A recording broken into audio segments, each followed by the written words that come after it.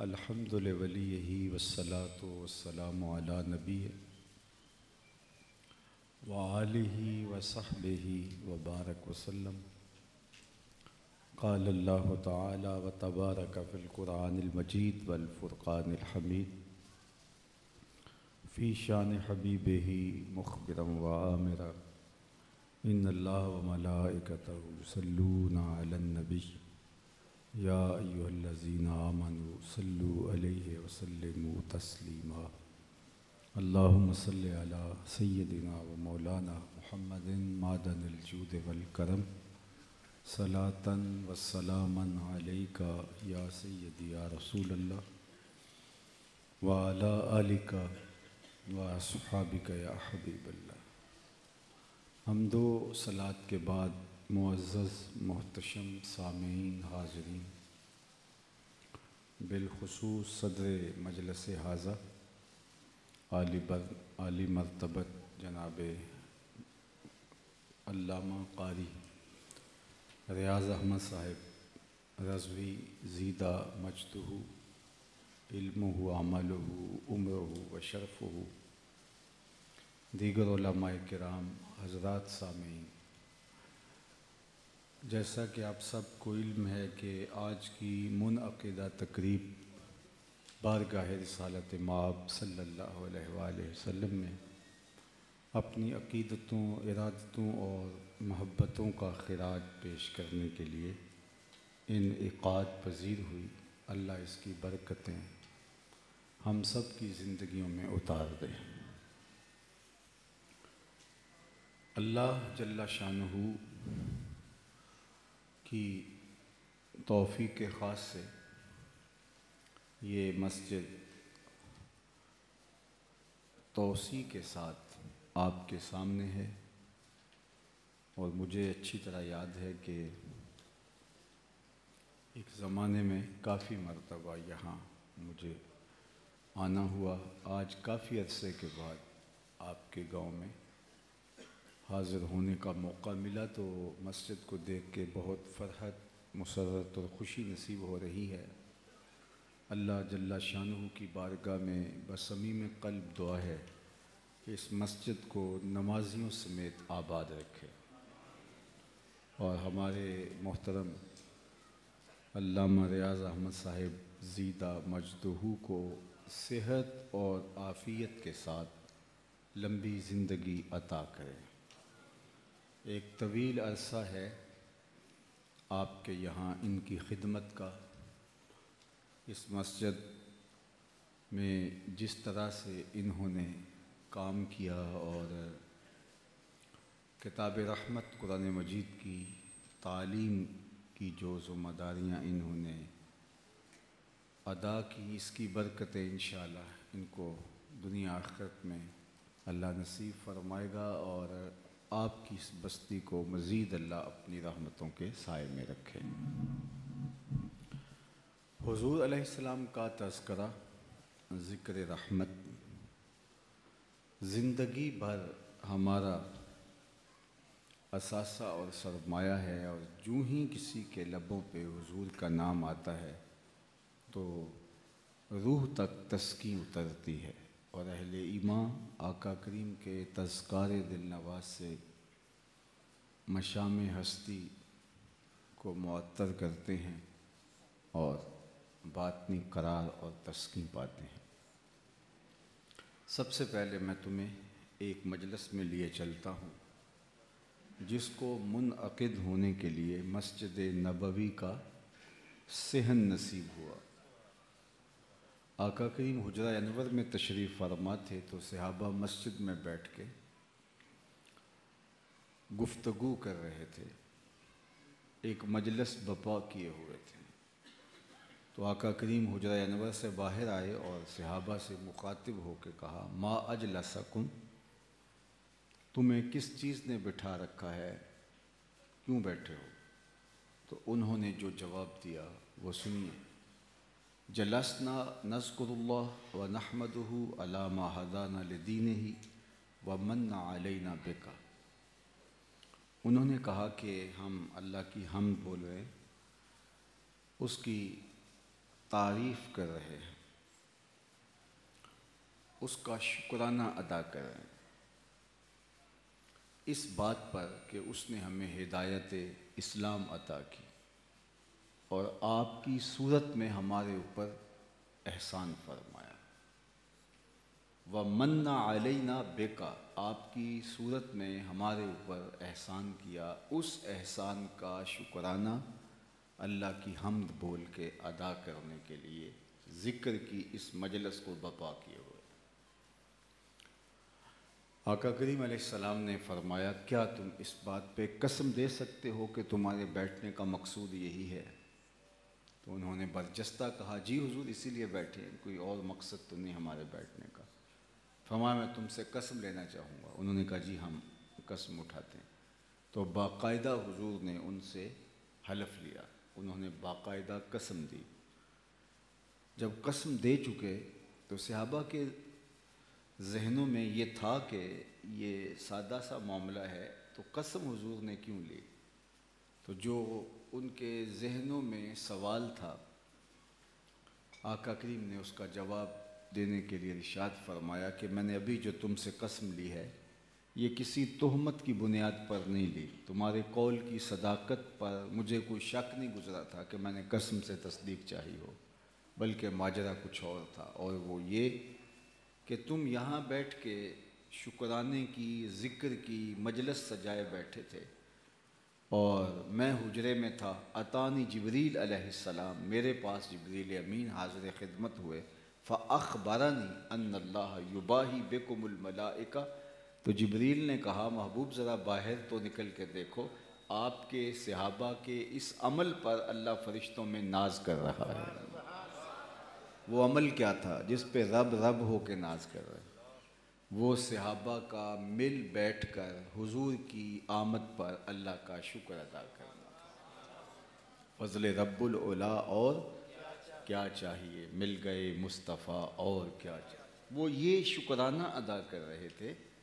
تو حضرت امیر معاویہ رضی اللہ تعالیٰ عنہ سے صحاح ستہ میں روایت آپ کے سامنے رکھی ہے، تو کہا تمہارا رب فرشتوں میں اس بات پر فخر کر رہا ہے کہ اللہ اکبر، کہ تم اس نعمت کا شکرانہ ادا کر رہے ہو۔ اللہ کی رحمتوں سے کوئی بعید نہیں کہ آج اللہ فرشتوں سے فرمائے، دیکھو صدیاں بیت گئیں، یہ بیٹھ کے آج بھی اس نعمت کا شکرانہ ادا کر رہے ہیں، اور یہ میری اور آپ کی بخشش کا ذریعہ بن جائے۔ باقی جہاں تک اس نعمت کے شکرانے کا حق ادا کرنے کی بات ہے، تو یہ ایک دن کا محفل میلاد کیا، ساری زندگی بھی سجدہ کرتے ہوئے پیشانی سجدے میں رکھ کے شکرانہ ادا کرتے رہیں، حق کے شکر پھر بھی ادا نہ ہو۔ ہمارے بدن پہ اتنے بال نہیں ہیں جتنے رسول اللہ کے احسانات ہیں، ہمارا بال بال قرض رسالت میں جکڑا ہوا ہے، تو ساری زندگی بھی ان کے نام لگا دیں، پھر بھی حق کے شکر ادا نہ ہو پائے۔ اس لیے کہ اگر وہ تشریف نہ لاتے تو ذرا تصور کیجئے کہ آج انسانیت لڑک کے کہاں جا چکی ہو۔ جو بیٹیوں کو زندہ درگور کر دیتے تھے، اپنے ہاتھوں سے دفن کر دیتے، وہ چیختی چلاتی رہ جاتی، لیکن یہ مٹیاں ڈھیل دیتے۔ جو یتیموں کو دھکے دیا کرتے تھے، مسکینوں لاچاروں کے ساتھ ان کا رویہ، بالخصوص غلاموں کے ساتھ ان کا رویہ اتنا دردناک تھا کہ الیاذ باللہ انسان، پوری انسانیت بلکہ سسک رہی تھی۔ یہ تو حضور آئے اور حضور علیہ السلام نے آ کے بتایا کہ انسانیت کس وقار کا نام ہے اور ان کے حقوق کیا ہیں۔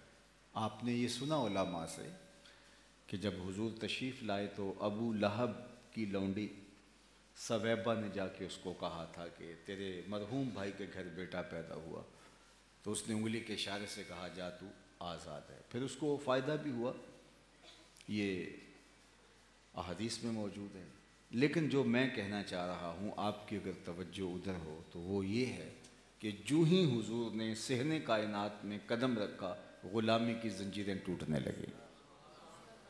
سویبہ کی آزادی سے غلامی کی زنجیریں ٹوٹنے کا آغاز ہوتا ہے، اور پھر دنیا نے دیکھا کہ میرے اور آپ کے آقا و مولا نے اتنے طریقے دیے غلام آزاد کرنے کے، قسم توڑ بیٹھو غلام آزاد کرو، کفارہ قتل میں غلام آزاد کرو، کفارہ زہار میں غلام آزاد کرو، روزہ توڑ بیٹھو غلام آزاد کرو، ویسے ترغیب دی غلاموں کو آزاد کرنے کی۔ حضرت سیدنا عثمان غنی رضی اللہ تعالیٰ عنہ جمعے کی جب تیاری کرتے تو جس طرح غسل کیا جاتا ہے، تیل لگایا جاتا ہے، کپڑے بدلے جاتے ہیں، کنگھی کی جاتی ہے، خوشبو لگائی جاتی ہے، مسواک کی جاتی ہے، اس میں ایک کام یہ تھا کہ ایک غلام بھی آزاد کرتے، ہر جمعے کو ایک غلام آزاد کرتے۔ اور حضرت عبد الرحمن بن عوف رضی اللہ تعالی عنہ نے اپنی زندگی میں 30,000 غلام آزاد کیے، ایک فوج بنتی ہے، 30,000 غلام حضرت عبد الرحمن بن عوف نے آزاد کیے۔ ترغیب دی گئی غلاموں کو آزاد کرنے کی۔ حضرت سیدنا صدیق اکبر رضی اللہ تعالیٰ عنہ نے حضرت بلال حبشی سمیت کتنے غلاموں کو آزاد کیا تھا۔ پھر غلامی دم توڑ گئی، جبکہ دنیا غلامانہ زندگی بسر کرنے پہ مجبور تھی۔ اور غلامی ہے کیا؟ اقبال نے کہا تھا، غلامی کیا ہے؟ ذوق حسن و زیبائی سے محرومی، جسے زیبا کہیں آزاد بندے ہے وہی زیبا، بھروسہ کر نہیں سکتے غلاموں کی بصیرت پر کہ دنیا میں فقط مردان حر کی آنکھ ہے بینا۔ تو غلام تو کوئی مرتبہ اور کوئی معاشرت میں مقام ہی نہیں رکھتا تھا، آقا کے برابر بیٹھ نہیں سکتا تھا۔ یہ تو حضور تشریف لائے، اور جس زمانے میں غلام آقا کا جوتا دھوپ سے اٹھا کے چھاؤں میں رکھ دے تو آقا اس پہ بھی چاہے تو کوڑے مارے کہ تو نے مجھ سے پوچھا کیوں نہیں۔ اس زمانے میں معراج پہ جاتے ہیں اور واپس پلٹتے ہیں اور بلال حبشی کو بلا کے بولتے ہیں، تو نے کون سا نیک عمل کیا ہے؟ میں نے تیرے قدموں کی آواز جنت میں سنی ہے۔ کیا خیال ہے اس ایک جملے نے دور غلامی کی ساری تھکن اتار نہیں دی ہوگی؟ اور بلال فرش سے اٹھ کے فراز عرش پہ نہیں پہنچ گیا ہوگا؟ جو غلام آقا کے جوتے چھونے کی اجازت بھی نہیں رکھتا، اس کو کونین کے سردار نے کہا کہ میں تیرے قدموں کی آہٹ کو جنت میں سنا ہے۔ اللہ اکبر۔ تو یہ تھا حضور کا لایا ہوا خوبصورت انقلاب۔ بچیوں کو زندہ درگور کر کے باپ فخر کرتا تھا نا، یہ تو قرآن نے بتایا نا، اذا بشر احدهم بالانثى ظل وجهه مسودا وهو کظیم۔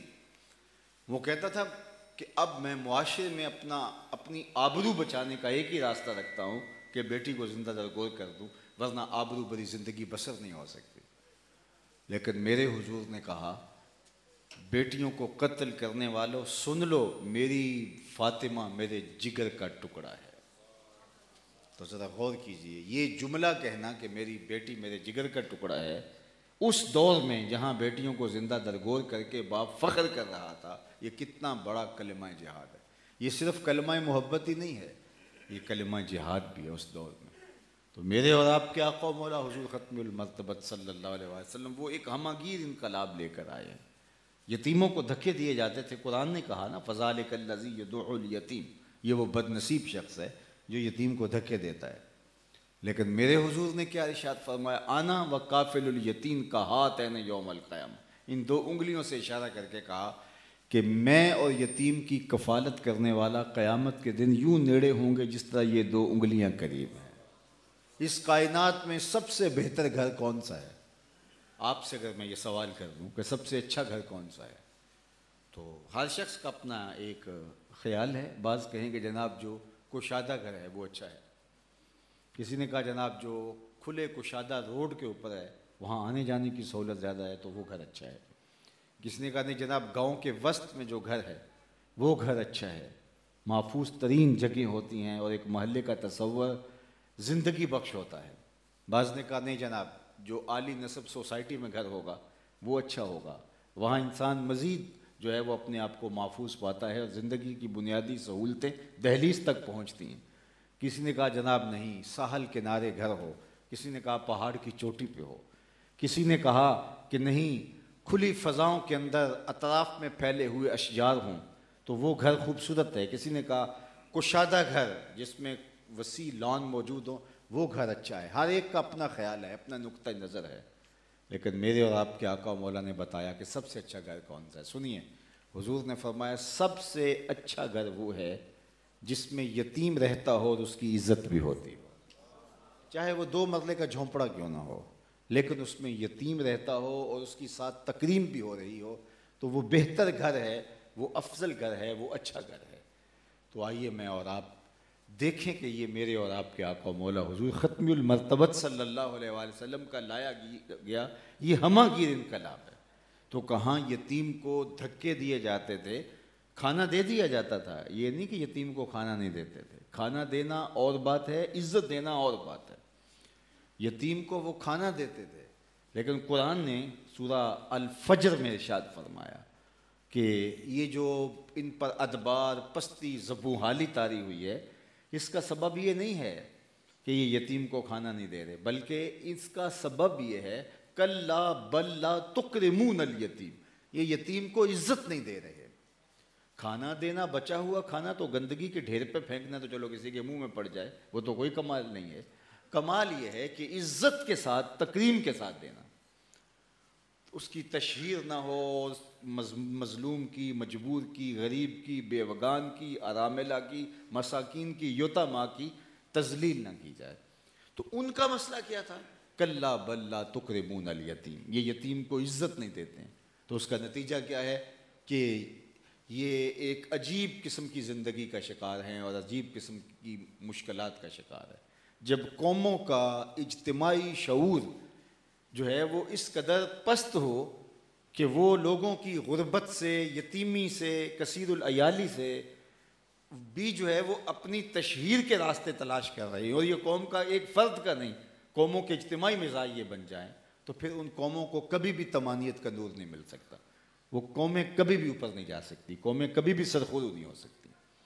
تو یہ سب سے بڑی کمی وہ شعور کی ہے، فہم دین ناقص ہونے کی وجہ ہے. جس کو ہم دین سمجھ رہے ہیں وہ دین نہیں ہے. قرآن نے اس پہ تنقید کی ہے کہ یہ تمہارا عمل، یہ تمہارا رویہ، یہ تمہارا طرز زندگی، یہ تمہارا انداز معاشرت اللہ کے بتائے ہوئے طریقے کے خلاف ہے. تو وہ کیا کرتے تھے؟ یتیم کو دھکے دیتے. اور قرآن نے کہا ہے نا دھکے، فذالک الذی یدعو الیتیم، یہ قرآن نے کہا ہے. تو دھکے دینے کا مطلب یہی تھا، ان کو نظر انداز کرتے. اور وہ سمجھتے تھے کہ اگر یتیم ہمارے بچے کے ساتھ اٹھتا بیٹھتا رہے تو اس کی نحوست دھر آئے گی. تو وہ اپنے بچوں کو ان بچوں سے عملاً دور رکھتے، فاصلے پہ رکھتے. حالانکہ وہ ان کے رشتہ دار بھی ہوتے تو پھر بھی فاصلے پہ رکھتے. تو یتیم کے اندر جو احساس محرومی ہے، جس کو دور کرنے کے لیے اس کو گلے سے لگایا جاتا ہے، تو وہ احساس محرومی ختم نہ ہوتا، بلکہ وہ بدستور وہی موجود رہتا، جس کے نتیجے کے اندر وہ اس افتاد میں مبتلا ہوئے. اور میرے اور آپ کے آقا و مولا نے کیا کہا؟ اب سب سے اچھا گھر وہ ہے جس میں یتیم رہتا ہو، یہ نہیں کہا. سب سے اچھا گھر وہ ہے جس میں یتیم رہتا ہو اور اس کی عزت بھی ہوتی ہو. تو اگر اس کی تکریم کے ساتھ خدمت کی جائے تو یہ شریعت کا مطلوب ہے، یہ شریعت کا مقصود ہے، اور شریعت ہم سے اس چیز کا تقاضا کرتی ہے. آپ اس کے علاوہ جس روپ میں مرضی دیکھ لیں، عکاس کے میلے میں 3 بیٹوں نے اپنی حقیقی ماں کو فروخت کیا ہے. 300 دراہم بانٹے ہیں، 900 دراہم میں بیچا ہے. یہ تاریخ کا جبر ہے. یزدگر دوم نے اپنی سکی بیٹی کے ساتھ شادی رچائی ہوئی تھی، سکی بیٹی کے ساتھ نکاح کر رکھا تھا. اب یہ تھا اس معاشرت کا ایک عمومی نقشہ. اور میں آپ سے پوچھتا ہوں، جس دور میں ماں بکتی ہے بازار میں، جس دور میں بیٹی زندہ درگور کر دی جاتی ہے، جس دور میں بہن سے بیٹی سے شادی باپ بھائی رچا لیتا ہے، اس دور میں بیوی کا کیا حال ہوگا؟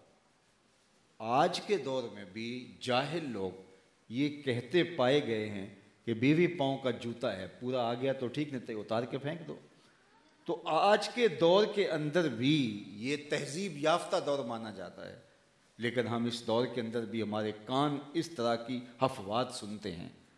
جبکہ بہن کی عزت ہے، ماں کی تکریم ہے، بیٹی کے لیے باپ کے جذبات دیدنی ہوتے ہیں، لیکن جب بیٹی بھی زندہ درگور کر دی جاتی ہے، ماں بھی بیچ دی جاتی ہے، تو اس دور میں پھر بیوی کا حال کیا ہوتا ہوگا؟ اللہ اکبر. بدھ نے کہا ہے بیوی بدی کا سرچشمہ ہے. خدا کی قربت کے حصول کے لیے بیوی سے بہر طور دور ہونا پڑے گا ورنہ خدا کی قربت نصیب نہیں ہو سکتی۔ کسی نے کہا کہ بیوی ہم جن سے قبیلے ہم جن سے انسان نہیں، ہم شکل ضرور ہے انسان کی، انسان کے بچے بھی جنم دیتی ہے، پرورش بھی کرتی ہے، بولتی بھی ہے انسان کی طرح، لیکن وہ انسان نہیں ہے، تو اس کو انسان ماننے سے انکار کر دیا۔ اور اس نے کہا کہ جناب اس کے ہوتے ہوئے خدا کا قرب نہیں مل سکتا۔ میرے اور آپ کے آقا و مولا نے کہا مجھے عائشہ کے بستر میں وحی آتی ہے، تم قرب خدا کی بات کرتے ہو، مجھے بستر عائشہ میں وحی آتی ہے۔ اور حمیرہ کہہ کے پکارتے تھے حضور، ام المومنین سیدہ عائشہ رضی اللہ عنہا، لاڈ سے حمیرہ۔ بلکہ فرماتی ہیں کہ ایک دن حضور تشریف لائے اور میں آپ خود میں دودھ لے رہی تھی، تو آقا کریم علیہ السلام نے مجھے دیکھ کے دور سے ہی فرمایا، وہ پانی یا دودھ لے رہی تھی تو مجھے کہا حمیرہ تھوڑا میرے لیے بھی چھوڑنا، تو میں نے تھوڑا دودھ بچا لیا، تو حضور تشریف لائے اور میرے ہاتھ سے وہ آب خورا وہ کٹورا پکڑا، پینے لگے تو رک گئے، اور پھر میری جانب حضور نے دیکھ کے فرمایا ذرا بتانا تم نے ہونٹ کہاں رکھے تھے، میں وہاں ہونٹ رکھ کے دودھ پینا چاہتا ہوں جہاں تم نے ہونٹ رکھے تھے، مجھے بتاؤ اگر شوہر کا رویہ بیوی کے ساتھ یہ ہوگا تو گھر جنت کا ٹکڑا نہیں بن جائے گا؟ تو کہاں بیوی پاؤں کے جوتے سے بھی بدتر سمجھی جاتی تھی، اور کہاں حضور نے کہا مجھے بستر عائشہ میں وحی آتی ہے۔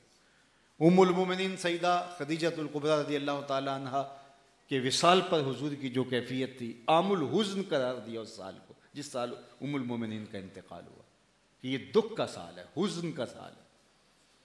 اور بکری ذبح کرتے اور حضرت خدیجۃ الکبریٰ کی سہیلیوں کے گھروں میں وہ گوشت بھیجتے۔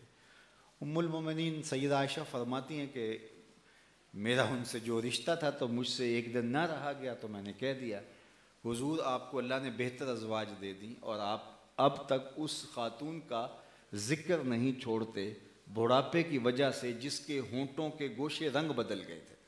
تو آقا کریم نے فرمایا کہ عائشہ مجھے خدیجہ کے بارے تکلیف نہ دو، جب پورے مکے نے میرا انکار کیا تھا اس نے میرا اقرار کیا تھا، میں کبھی بھی اس کا تذکرہ نہیں چھوڑ سکتا۔ تو فرمایا کہ اس کے بعد پھر کبھی میں نے کوئی بات نہیں کی۔ تو یہ تھا حضور کا رویہ، یہ تھی حضور کی معاشرت۔ تو پھر جس پیارے پیغمبر نے ہمیں اس طرح کی خوبصورت معاشرت کا رنگ دیا، تو ہمیں اس کی آمد کی خوشی بھی ہونی چاہیے، اور صرف ہم خوشی پہ ہی نہ رک جائیں، ٹھہر جائیں، اس پیارے کے لائے ہوئے نظام کو اپنی زندگیوں میں عملی طور پہ نافذ کریں۔ ہمارے رویے بتائیں کہ ہم حضور کے غلام ہوتے ہیں۔ ہمارے استاد فرمایا کرتے تھے یہ نہ ہو کہ لوگ تمہیں پوچھیں تم کون ہوتے ہو اور تم بتاؤ جناب مسلمان ہوتے ہیں، یہ دیکھو مذہب کے خانے میں اسلام لکھا ہے۔ آپ فرمایا کرتے تھے صاحب نہ کسی کو پوچھنا پڑے نہ تمہیں بتانا پڑے، تمہاری وضاقتہ طرز زندگی انداز معاشرت ایسا ہونا چاہیے تم دور سے آ رہے ہو لوگ کہیں وہ دیکھو حضور کا غلام آ رہا ہے۔ اور میں کہا کرتا ہوں کہ یہ نہ ہو کہ تم دور سے تو یہ لگو کہ تم حضور کے غلام ہو، لیکن جب نیڑے آؤ تو پتہ چلے کچھ اور ہو۔ اس کے لہجے میں یوں تو برف تھی لیکن جو چھو کے دیکھا تو ہاتھ جل گئے۔ رشتہ داری کر کے دیکھو، کاروبار کر کے دیکھو، قرض دے کے دیکھ لو تو پتہ چلے کہ اوپر سے تو بڑا اچھا مسلمان لگ رہا تھا، داڑھی کا سائز بھی ٹھیک تھا، پگڑی بھی اچھی تھی، جبہ بھی اچھا پہن رکھا تھا، لیکن نہ وعدہ پورا ہے، نہ بات کا پکا ہے، نہ کہیں کھڑا ہو سکتا ہے۔ شادی کر کے دیکھ لو بیٹی کی، اس کے گھر میں بھیج کر کے دیکھ لو، پتہ چلے گا یہ تو بہت جو ہے وہ تنگ نظر شخص ہے۔ تو پھر آپ اوپر سے مسلمان دکھائی نہ دو، جب دور سے دیکھو تمہیں کوئی دیکھے تو اس کو بھی لگے حضور کا غلام ہے، اور جب تم کسی کے نیڑے لگو تو اس کو بھی پتہ چلے مصطفیٰ جان رحمت کے غلام اس طرح کے ہوا کرتے۔ تمہارا رویہ خوبصورت ہو، تمہارا طرز زندگی خوبصورت ہو، تمہارا انداز معاشرت اچھا ہو، تو آئیے اپنی زندگیوں کو حضور کی محبت کے سانچے میں ڈھال کر کے بسر کریں، اپنی زندگی کو نور نماز سے منور کیجیے۔ ایک مومن مسلمان کبھی بے نمازی نہیں ہو سکتا۔ حضور علیہ الصلوۃ والسلام نے تو یہاں تک فرمایا من ترک الصلاۃ متعمدا فقد کفر جہارا، جس نے جان بوجھ کے نماز چھوڑی اس نے گویا اعلانیہ کفر کیا۔ تو ایک مومن نمازی ہوگا، بے نماز نہیں ہوگا۔ مومن جھوٹا نہیں ہو سکتا۔ آقا کریم سے پوچھا گیا مومن بزدل ہو سکتا ہے کیا؟ نہیں، بہادر ہوتا ہے، لیکن ہو سکتا ہے کبھی اس سے بزدلی بھی ہو جائے، آخر بشر ہی تو ہے۔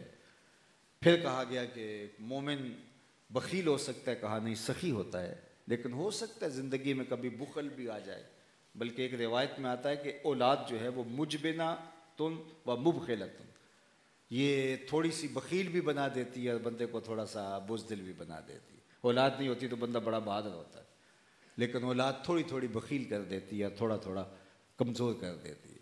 تو فرمایا کہ یہ ہوتا سخی ہے لیکن ہو سکتا ہے کبھی بخل بھی کر لے، ہوتا بہادر ہے لیکن ہو سکتا ہے کبھی وہ بزدلی بھی دکھا دے۔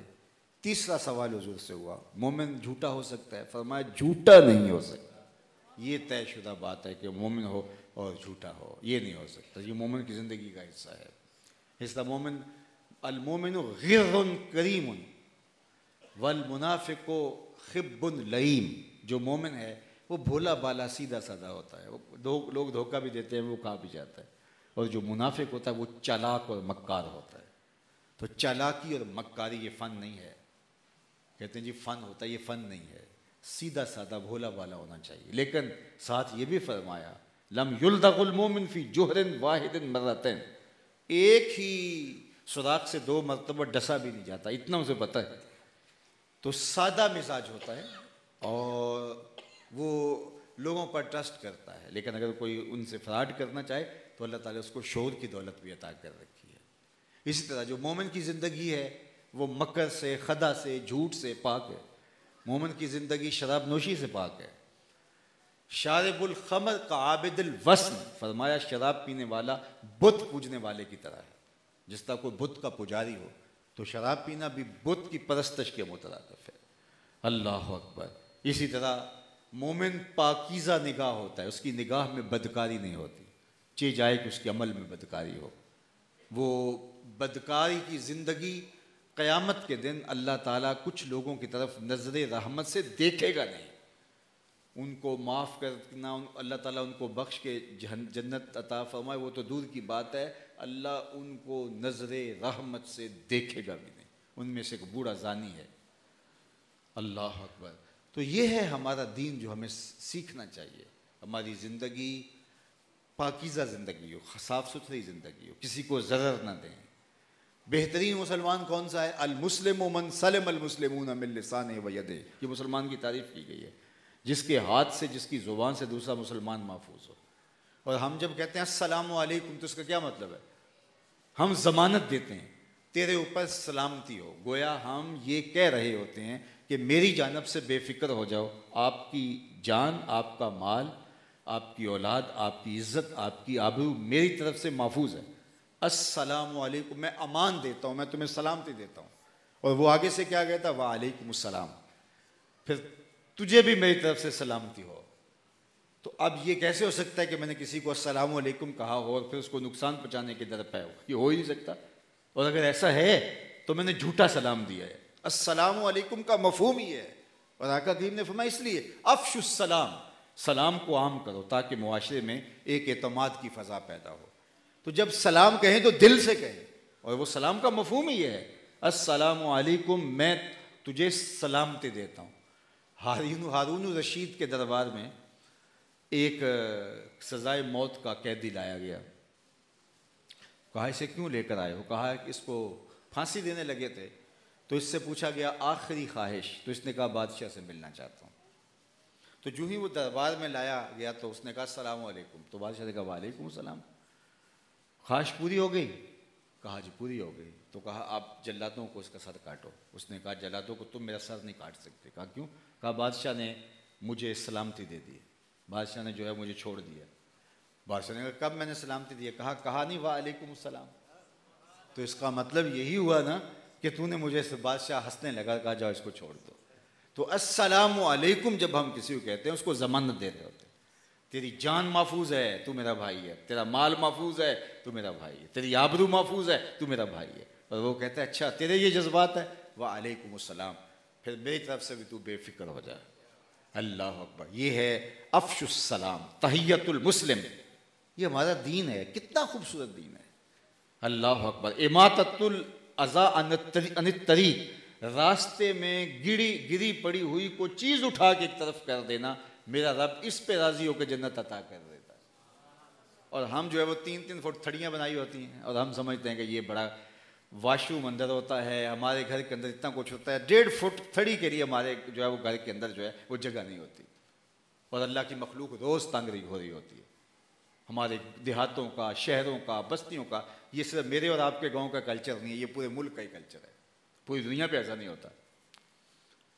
تو ہمیں یہ پتہ ہی نہیں، ہم یہ سمجھتے نہیں ہیں کہ ہم سمجھتے ہیں یہ ہمارا استحقاق ہے۔ اللہ پہ توکل نہیں ہے۔ دکاندار روزانہ مشقت کاٹا ہے، صبح آتا ہے 2 گھنٹے لگا کے سارا سامان دکان سے باہر تھڑے پہ لگاتا ہے، پھر شام کو 2 گھنٹے لگا کے پھر ان کو اندر شفٹ کر رہا ہوتا ہے۔ اس کو یقین ہی نہیں ہے کہ جو اللہ گاہک اندر بھی بیچ دے گا، اور وہ روزانہ جو ہے وہ کولو کے بیل کی طرح جتا ہوا ہے، پہلے سامان اندر صبح سے نکالتا ہے، پھر شام کو باہر نکالتا ہے، لوگوں کا راستہ بھی تنگ کرتا ہے، اور سمجھتا ہے کہ جو یہ میرا دکانداری کا فن ہوا۔ یہ اسلام نہیں ہے، یہ ہماری ایمان کی کمزوری ہے۔ تو آئیے میں اور آپ اسلام کو اس کے روپ کے ساتھ شناخت کرنے کو، ہم اسلام کو پہچان ہی نہیں سکے اسلام کیا ہے۔ اسلام تو سلامتی کا دین ہے، اسلام تو امن کا دین ہے، اللہ اکبر، اسلام تو محبت کا دین ہے۔ تمہارے کسی رویے سے، تمہارے کسی جملے سے، تمہارے کسی طرز عمل سے کسی کو تکلیف نہ پہنچے، اللہ اکبر، یہ تمہارا اسلام ہے۔ اپنے ہمسائے کو اس طرح سے بھی تکلیف نہ پہنچے کہ تمہارے گھر سے بلند آوازیں اٹھیں اور ان کے نیند میں خلل پیدا ہو۔ اور ہم کیا کرتے ہیں کہ جنریٹر کا رخ ہمسائے کے گھر کی طرف کر کے، دروازے مقفل کر کے خود آرام سے سو رہے ہوتے ہیں، اور وہ گرمی میں الگ تڑپ رہا ہوتا ہے، اور ان آوازوں کی تکلیف سے جو ہے وہ الگ اذیت میں مبتلا ہوتا ہے۔ یہ جو کانوں کے اندر یہ آوازیں پڑتی ہیں، یہ انسان کو بہت زیادہ پریشان کرتی ہیں۔ جنت کا نقشہ جو قرآن نے بیان کیا ہے نا، تو وہاں ایک لفظ بیان فرمائے، لا یسمعون فیہا لغوا ولا تاثیما، جنت کا نقشہ بیان کیا ہے، وہاں کوئی بیہودہ آواز سننے کو نہیں ملے گی۔ جنت کا یہ نقشہ ہے، خوبصورت نقشہ جنت کا، وہاں ایسی آواز نہیں سنیں گے جو آپ کے اعصاب پہ بوجھ بنے۔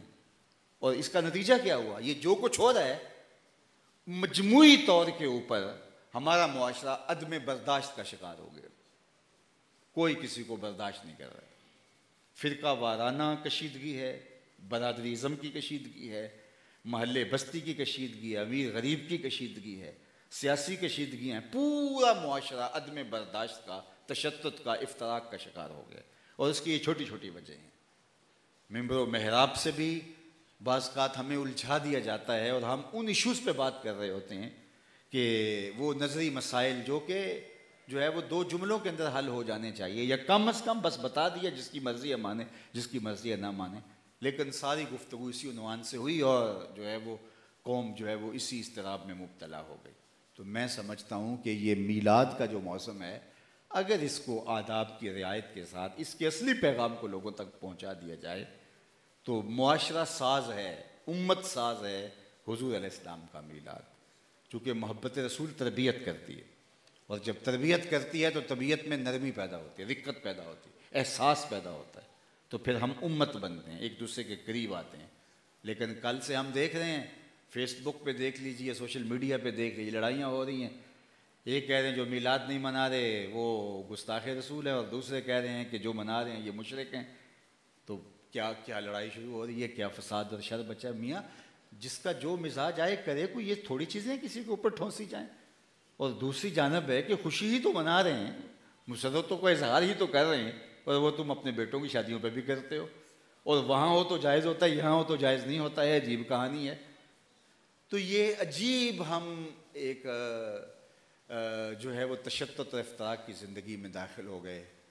اللہ جل شانہ کی بارگاہ میں دعا ہے، ہدایت المصطفیٰ تو یہی پیغام لے کے گلی گلی گھومتا ہے کہ دہر کو سیرت سرکار سکھا دی جائے، سنگ باری بھی اگر کوئی کرے اس کو دعا دی جائے۔ تو لوگوں کے تلخ رویے برداشت کریں اور بہتری کی مقدور بر کوششوں میں لگ جائیں۔ انشاءاللہ آج نہیں تو کل نتیجہ خیزی ضرور ہوگی، نہیں تو کم از کم اپنے حصے کا کام تو ہم ضرور کر جائیں گے۔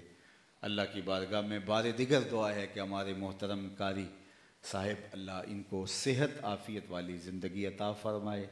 ان کی اہلیہ محترمہ کا پچھلے دنوں میں انتقال ہوا، جو دینی کاموں میں ان کی شریک کار بھی تھیں، اور آپ کے گاؤں کے اندر خواتین کے حوالے سے جن کا کام قابل قدر ہے، اللہ ان کو مغفرت، بخشش اور رحمت کا حصار عطا فرمائے، اور اللہ تعالیٰ انہیں، ان کے خاندان کے لوگوں کو اور آپ سب لوگوں کو، میرا تو آپ کے اوپر،